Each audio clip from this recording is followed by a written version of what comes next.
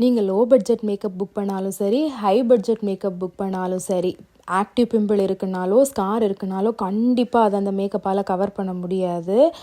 சில பேர் பிஃபோரில் இருக்க மாதிரி காமிச்சிட்டு ஆஃப்டரில் இல்லாத மாதிரி காமிச்சாங்கன்னா நம்பாதீங்க, அப்படி பண்ண முடியாது.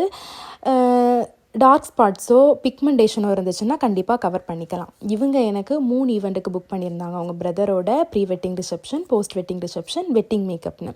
இது ப்ரீ வெட்டிங் ரிசப்ஷனுக்கு தான் சிம்பிள் லுக்காக தான் பண்ணி கொடுத்துருந்தோம். ஹேர் ஸ்டைலுமே ரொம்ப சிம்பிளாக ஃப்ரீ ஹேரில் பண்ணி கொடுத்துருந்தோம். 3மே டிஃப்ரென்ஸ் காமிக்கணுன்னு தான் என்னோடய தாட்ஸும் இருந்துச்சு. அவங்களும் அப்படி தான் நினச்சிருந்தாங்க. இது வெட்டிங் லுக்கில் அவங்க ஃபேஸ் ஸ்கின் டோன் சேஞ்ச் ஆகாமல் அப்படியே தான் கேட்டிருந்தாங்க. அதை மாதிரி தான் மேக்கப்பும் வந்துருந்துச்சு. முக்கியமாக அவங்க ஓன் ஹேர்லேயே மெஸ்ஸி பிரைட் பண்ணி கொடுத்துருந்தோம். ரொம்பவே நல்லா வந்துருந்துச்சு. இது போஸ்ட் வெட்டிங் ரிசப்ஷன். கொஞ்சம் கிளாஸியாக இருக்கட்டும்னு சொல்லிட்டு பண்ணி கொடுத்துருந்தோம். போனி ஹேர் ஸ்டைல் தான் கேட்டிருந்தாங்க. மெயினாக அவங்க ஓன் ஹேரில் கொஞ்சம் கேர்ள் வர மாதிரி கேட்டிருந்தாங்க.